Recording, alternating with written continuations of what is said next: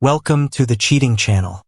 In my job, and I imagine this is how most people work, it's essential to be able to read subtle clues, sift through large amounts of information, and understand what's important and what isn't.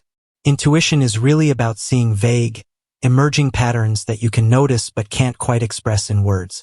I've always been good at that, trusting my instincts even when I couldn't exactly say how I knew what I knew. And that's how I achieved a lot of success and impressed many people. I'll give an example that got me promoted to vice president. 2 years ago, we were finishing up the acquisition of a startup called Advertican, which, well, the details don't really matter. Back then, I was just a middle manager overseeing the review of their software code and participating in meetings with their representatives. Something felt off. Something wasn't quite right. In certain areas where my engineers told me the code seemed overly complex, like it was over-engineered. And when we discussed this with the Advertican representatives, their answers were very plausible, but not quite convincing. So I stepped up.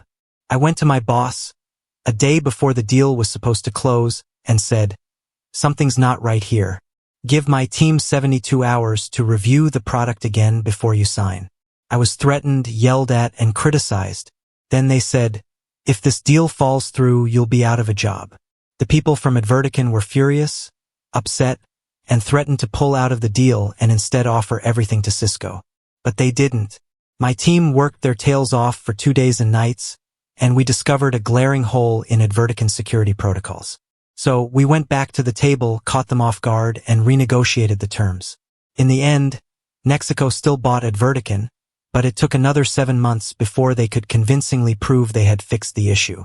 And at 18% lower than the originally agreed upon price, this made me a vice president with a significant raise. I received a $2 million bonus, which sounds amazing until you realize it was only 0.4% of what Nexico saved on the deal. Possibly the best part of all this, aside from the money, which Lori and I used to buy a magnificent house in Pacific Palisades with a sensational ocean view, is that now everyone looked at me as Nexico's permanent genius. Every suggestion I made was heard. Every insight I had captured people's attention. If I ever needed some time or wanted to go somewhere to check something out or talk to someone, it was always, of course, "Glenn, whatever you need." So, at 3:17 p.m. on March 8th, when I walked out of my office and headed to the parking lot, telling my administrative assistant that I'd be out for the rest of the day, she didn't bat an eye and just responded that she'd reschedule my meetings. She and my other assistants probably thought, "Glenn has another hunch." And they were right. It suddenly dawned on me that my best friend Tom Betancourt might be sleeping with my wife. Tom and I grew up together in the suburbs of San Diego. We were inseparable from about 2nd grade until we went to different colleges, but we stayed in touch, even when his job in commercial real estate took him far from the West Coast. When Lori and I got married, Tom was my best man, although she had never met him until the evening of our rehearsal dinner. Of course, he liked her, as I figured he would. And why wouldn't he? Lori is amazing and fun, incredibly smart, thoughtful, and loving. I could go on. While we were waiting together for the ceremony to begin, Tom said, "Dude, you hit the jackpot. Lori's really something. I almost envy you." I laughed and said, "The key word is almost, right?" Because Tom was the kind of guy who didn't make commitments, approached everything casually, and loved the company of women, as many as possible.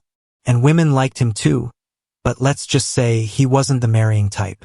That night, in our hotel room, Lori and I talked about him. We were curled up in bed together, both pretty drunk. We didn't feel the need to make our marriage official, since we had been living together for several months and were regularly intimate. So instead, we talked about the wedding, the food, the guests, and about leaving the next day for our honeymoon in Maui. "What do you think of my friend Tom?" I asked her. Her first words were a surprise. "Oh my God, he's amazing," she said, then giggled and looked at me, blushing slightly. "I mean, you're the most handsome man in my world, baby." She kissed me. "But Tom, well, if I wasn't in love with you," she trailed off, kissing me again, perhaps realizing she had gone a bit too far. But I just laughed. I knew how much Lori loved me.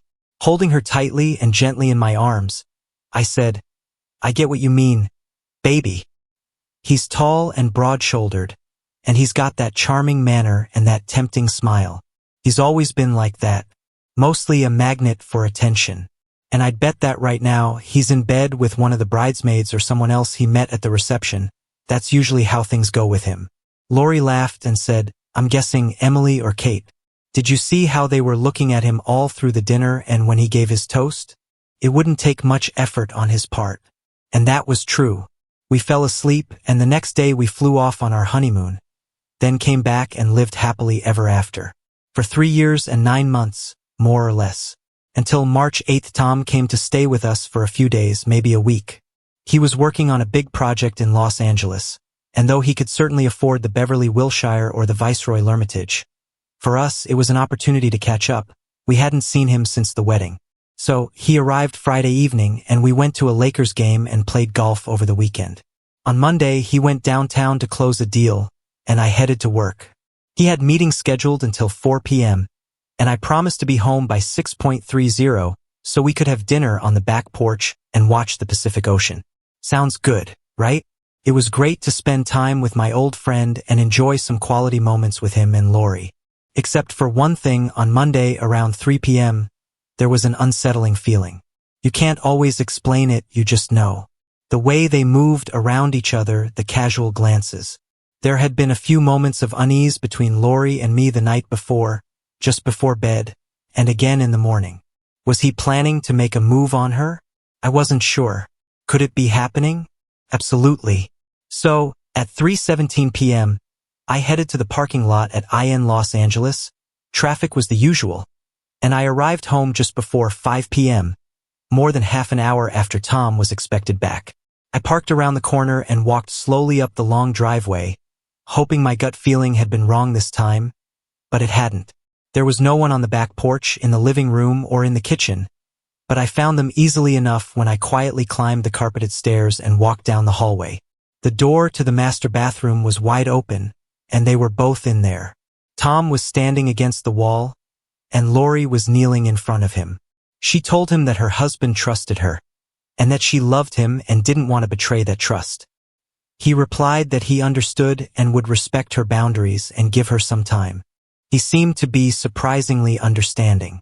But a few hours later, he decided he wanted her to do something more intimate, and that's how it ended.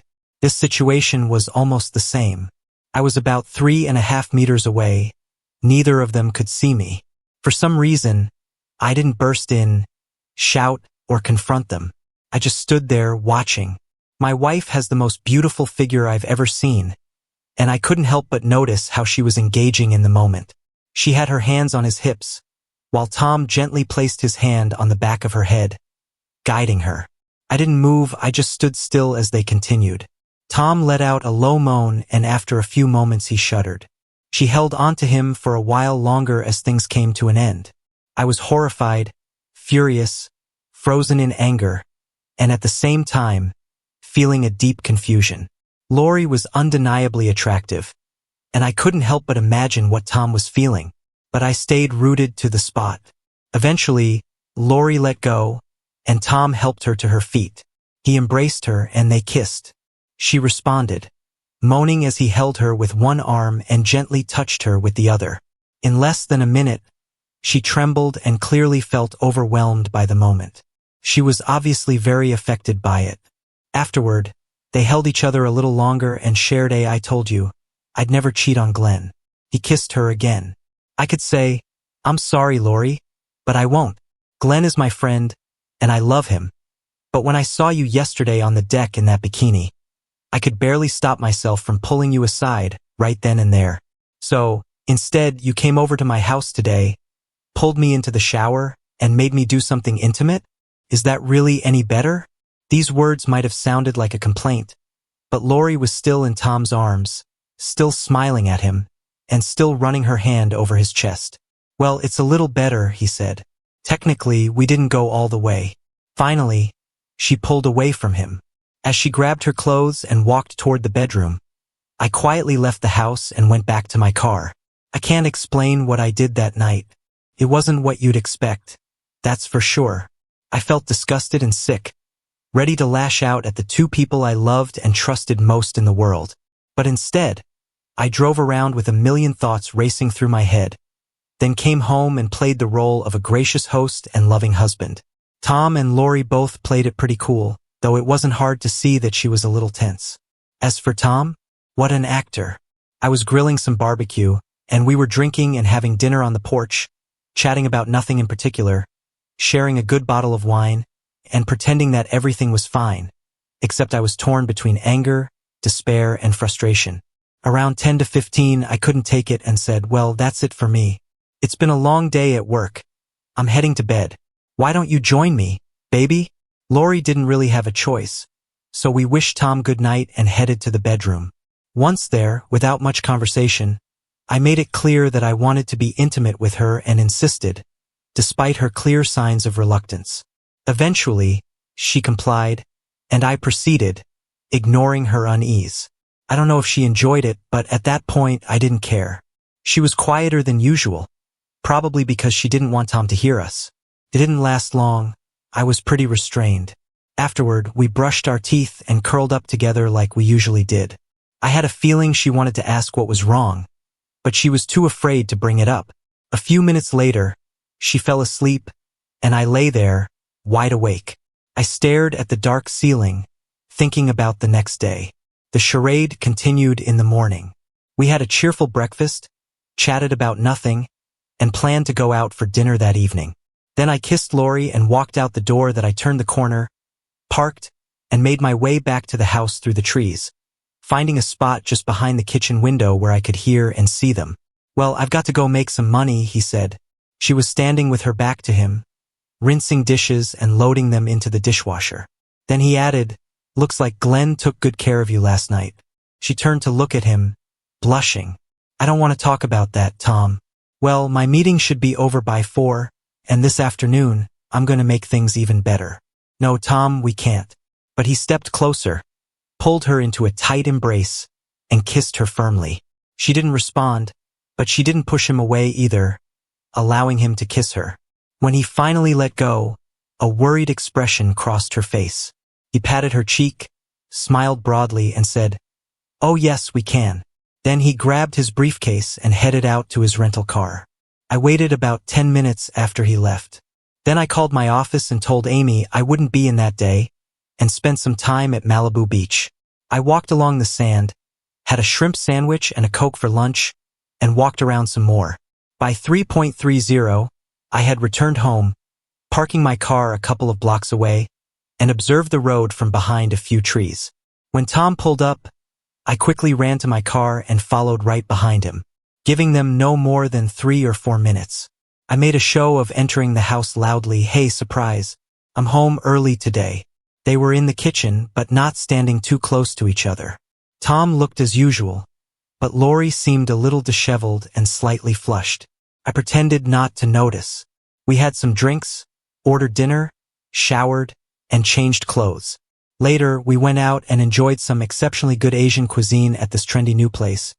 Don't even try to tell me that Los Angeles doesn't have the best restaurants in the country. While Lori and Tom were distracted by some TV star at the other end of the room, I quietly slipped an Ambien into her wine. By the time we got home, she was already half asleep. Honey, I don't know what's happening, but I just can't keep my eyes open. I smiled and helped her onto the couch, and within 10 minutes, she was completely out. I smiled at Tom. Help me carry her upstairs and put her to bed. Okay? Then we can have a drink on the porch before calling it a night. We carried her together, took off her shoes, laid her on the bed, and I covered her with a blanket, not bothering to remove her skirt and blouse. On the way back down, I let Tom walk ahead of me, and when we were 4 steps from the bottom, I lifted my foot and kicked him as hard as I could, straight in the back. Tom flew forward, hit his head hard against the wall, and collapsed onto his back in the hallway, his eyes slightly unfocused. I jumped down after him and pressed my foot firmly against his neck. Can you hear me, you bastard? I hissed at him. I watched as his expression shifted from shocked, irritated, and slightly embarrassed to worried. My foot pressed against his throat, and in my right hand, I held a large wrench. Glenn, he started, then stopped when he felt my foot press harder. Nothing you say matters. You've got 3 minutes to pack your stuff into your suitcase and get out of here. And if I ever see you again, you better have a gun, because I swear I'll beat you to death. I stepped back, and he slowly got to his feet, groaning and watching me carefully. Then he turned and went to the guest room, reappearing a couple of minutes later with his suitcase and briefcase that I still had the wrench in my hand as I held the front door open and watched him load his things into his car. Just before he got into the driver's seat, he said, "Look, Glenn, just leave." I waited until his car disappeared from sight, then turned and went back into the house that I made myself a drink and sat alone on the porch for almost an hour, sipping it and gazing at the stars.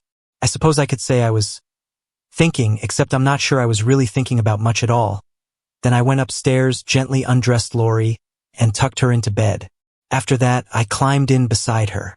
Surprisingly, within minutes, I was out like a light. I was sitting on the porch with my coffee when Lori came out. She was wearing a lovely blue nightgown. "Sorry, honey," she said. "I don't know what happened to me last night. We had such a nice dinner, and I don't know, I felt so exhausted." "It's okay, baby." I gently pulled her down to sit on my lap and hugged her. "Tom and I carried you to bed." A few minutes later, she went to get some coffee and start breakfast. When I walked inside, she asked, "What would you like this morning?" "Maybe some eggs." "And what do you think Tom would want?" "Oh, he had to leave last night," I said. She looked at me in surprise. "Someone from work called him, and he headed straight to the airport. I think he had a red-eye flight to New York. He asked me to say goodbye and thank you for everything." It was amusing to watch her face. Clearly, Lori didn't know how to react. Finally, she just said, "Well, at least we got to spend a few days with him." "Did you enjoy his visit?" "Of course," I said. "And you?" She looked away. "I guess so. I mean, he's your friend, not mine." "Actually," she continued, "I'm glad he's gone. I like it when it's just the two of us." Then she came over, hugged me, and kissed me. After breakfast, I went upstairs and took a shower. When I finished and was drying off, I called out, "Lori, can you come here for a minute, baby?" When she walked into the bathroom, I was standing there, and she looked at me, confused. I said, "Come closer for a moment." I gently lifted the hem of her nightgown and softly guided her to kneel next to me. There, I said, "Why don't we take a moment together?"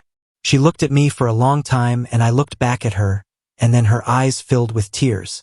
She lowered her head and began to cry, sobbing into her hands. I just stood there, watching her, not knowing what to say. When she finally began to calm down, she looked up at me with tear-filled eyes and said, "Oh, honey." "Glenn, I'm so sure," I said. "You don't need to say anything." I gently held her close, offering comfort as she cried. And when I pulled her close and hugged her, just as Tom had done, she began to sob again, trembling. It took another 10 minutes or so for her to calm down, and for both of us to regain some composure, standing there on the bathroom mat. "I don't know," I said. "Honestly, I have no idea." We were sitting on the porch an hour later. "I know I love you, and I know I want to stay with you, but I don't know if I can. I don't know if I can go to work in the morning, or leave for a 3-day business trip, without wondering if someone else is taking advantage of the situation." She looked at me with red, tear-filled eyes. "I'm so sorry," she whispered, probably for the 20th time. Then, in a stronger voice, she added, "Nothing like this has ever happened before. Nothing. It was Tom, I don't know." "Yeah, he's amazing," I said. "He's like some kind of sex god, and every woman wants him. And you're no different. Never mind that you're married, and he's my best friend, right?" I could feel my anger rising again. I stood up, grabbed my keys, and walked out of the house. I drove aimlessly and didn't come back until late that evening. It took the better part of a year to piece things back together. A year of awkward silences, explanations or apologies met with cold stares, angry accusations met with downcast eyes that I didn't leave her. I didn't hit her and I didn't threaten her. In fact, we never even stopped being intimate. But something was definitely off. No more closeness, no more loving glances or kisses, no words of love or a sense of security together. And there was no magic fix that made things better, it just took time. Lori found a therapist to help her work through her issues. For a long time, I wasn't interested in hearing what she discovered, but about 4 months later, we had a brief conversation about it. It seemed to be helping her, though I can't say that everything she shared with me was all that useful. About 2 weeks after I kicked him out, Tom sent me a letter. At first, I thought about throwing it straight in the trash, but I ended up tossing it into my desk drawer. I read it a few weeks later. He apologized for being selfish and irresponsible, admitted he had treated Lori like any other woman he was attracted to, and took full responsibility for what happened. He said Lori was a good woman who adored me, and he hated the thought that he had damaged our marriage. Blah blah blah. Forget him. I handed the letter to Lori and said, "Maybe you'd like to read this," and then I left the room. Later that day, I saw the letter crumpled up in the trash can that IN away. Things quietly started to get better for me. I remember one day walking into the house at lunchtime, right after a stressful day at work, and feeling a strong desire to see Lori and tell her about it. That's when I realized that the anger I'd been carrying inside, the deep, desperate anger and the urge to hurt her somehow, had largely faded. The days of coming home each evening with clenched teeth had quietly come to an end. So we had a few weeks of improvement, and then, as the holidays approached, things got bad again. I found myself constantly tense, walking around with a dark expression and darker thoughts in my mind, while Lori looked scared. After a few days of this and nearly silent dinners, I finally said, "Sit with me in the living room." She sat down, looking wary, bracing for the worst, and I said, "I want you to listen, and I don't want you to say anything. Especially, I don't want you to laugh, smile, or give me any kind of loving look, or say things like, 'I understand.' Okay?" Lori nodded. She looked like she was barely breathing. After a long moment, I said, "It aroused me. That day when I saw you, I was so tense and angry, but I couldn't help it. I was physically reacting." I watched her. She sat very still. This was the first time we talked about what I had seen. I hate what I saw. I absolutely hate it. I wanted to hurt you both, to lash out.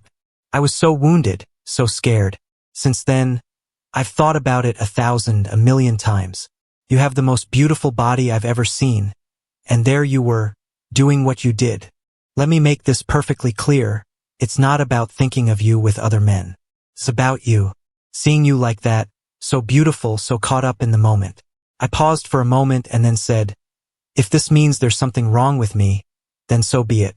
She didn't move or change her expression. I stood up and walked away. For the next 2 nights, I slept in the guest room. We barely spoke to each other. Then, on the 3rd night, Lori made a really nice dinner and served a special wine that we both particularly liked. "I'm so grateful that you told me, Glenn, and I hope that since this came up, it's a good sign that maybe you're starting to feel a little better, starting to trust me a little more." I nodded. She asked, "Did it confuse you?" I looked away and nodded again. Lori came over and knelt in front of me, resting her head on my lap.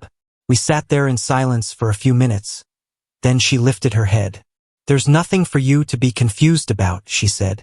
Her voice was surprisingly steady. "I'm the one who messed up. Well," she said with a pained expression, "there was Tom. But I'm the one you married, the one who made the promise. This is on me, and I will never stop regretting what I did. And I'm so sorry for the pain I've caused you." She stood up, took my hand, and led me toward the stairs. "Come and make love to your apologetic wife, Glenn. Don't just be with me. Make love to me and let me show you how much you mean to me." We made love and it was good. It was more than just good. I wasn't done being angry or hurting or even doubting. Well, almost. But something in my gut told me we would work through it.